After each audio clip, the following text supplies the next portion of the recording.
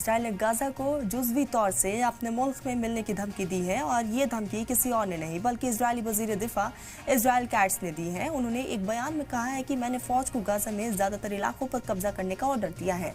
जितना ज्यादा हमास बंधकों को आजाद करने से इनकार करेगा उतना ही ज्यादा जख्मी खोदेगा। आपको बता दें कि इस बीच जो है इजराइल अपने कब्जे में ले लिया गया है और हमास इसका तालीम नहीं करता है। जो कैट्स ने इलाके पर मुस्तकिल इजरायली कब्जे को लागू करके इजरायली शहरी आबादी वाले इलाकों और फौज की सिक्योरिटी के लिए गाजा के आसपास बफर जोन का तौसी करने की भी धमकी दे दी है। कैट्स ने हमास को हराने के लिए शहरी और फौज प्रेशर पॉइंट्स का इस्तेमाल करते हुए हमले को बढ़ाने की कसम खाई है। इजरायली वजीर दिफा ने कहा कि हम हवाई, नौसैनिक और जमीनी गोलाबारी के साथ साथ जमीनी मुहिम का तौसी करके लड़ाई को और तेज करेंगे जब तक कि बंधकों को आजाद नहीं कर दिया जाता और हमास को हरा नहीं दिया जाता तब तक ये जंग इसी तरीके से जारी रहेगी।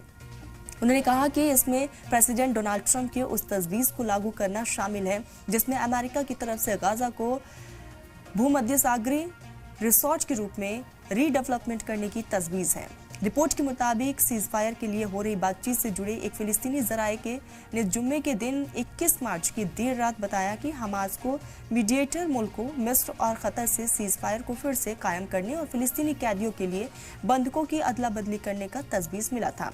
इस न्यूज़ एजेंसी के मुताबिक जराये ने कहा कि सीज फायर की इस तजवीज़ में गाजा में इंसानी इमदाद को आने देने की बात भी शामिल है जिसे 2 मार्च से इजराइल ने रोक दिया है। इस महीने सीज फायर का पहला फेज खत्म हो गया है। इसके बाद अगले फेज के लिए कोई बात नहीं बन पाने का हवाला देते हुए इजराइल ने मंगलवार को गाजा पर बड़े पैमाने पर बमबारी फिर से शुरू कर दी है। गाजा की शहरी सिक्योरिटी एजेंसी ने कहा है कि इजरायली हमलों में अकेले जुम्मे को 11 लोग मारे गए। गुरुवार तक की बात करें तो बमबारी फिर से शुरू होने के बाद से 504 लोगों की मौत की जानकारी मिली थी जिनमें 200 से ज्यादा बच्चे शामिल हैं। 900 से ज्यादा जख्मी हुए हैं और ये आंकड़ा 17 महीने से ज्यादा वक्त पहले इजराइल पर हमास के हमले के साथ शुरू हुए जंग के बाद से सबसे ज्यादा हमले हैं। इजराइल ने फिलिस्तीनियों के लिए आवाजाही को बैन कर दिया है। उन्हें सलाह दी है कि वो सलाउद्दीन रोड का इस्तेमाल ना करें और तटीय रास्ते का इस्तेमाल करें। रिपोर्ट के मुताबिक गाजा की शहरी सिक्योरिटी अफसरान के हवाले से चल रहे संघर्षों में 39,000 से ज्यादा फिलिस्तीनी मारे गए हैं। 14,000 से ज्यादा लोग लापता हैं और मुर्दा करार दिए गए हैं। इजराइल पर चीफ यूएन निकायों और इंसानी हुकूक की तंजीमों की तरफ से कत्लेआम के इल्जाम लगाए जा रहे हैं और ये मौजूदा इंटरनेशनल कोर्ट में कत्लेआम की कॉन्फ्रेंस की खिलाफवर्जी करने के इल्जाम में मुकदमे का सामना कर रहा है। गाजा में इजरायली हवाई हमले में अस्पताल और यूनिवर्सिटी को निशाना बनाया गया है।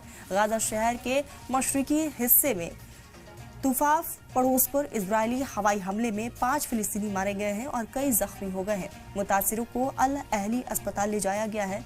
खान यूनुस के मशरिक में अबासन में एक घर को निशाना बनाकर किए गए इजरायली हमले में 2 फिलिस्तीनी मारे गए और कई जख्मी हो गए हैं। मध्य गाजा में तुर्की फिलिस्तीनी फेडरेशन अस्पताल जो गाजा में एकमात्र कैंसर सहूलत है, इजराइल फौज ने हमला करके उसे भी तबाह कर दिया है। गाजा शहर में इस्लामिक यूनिवर्सिटी के मेडिसिन फैकल्टी पर भी हवाई हमला किया गया है और ऐसे में लगातार तबाही का जो मंजर है वो देखने को मिल रहा है।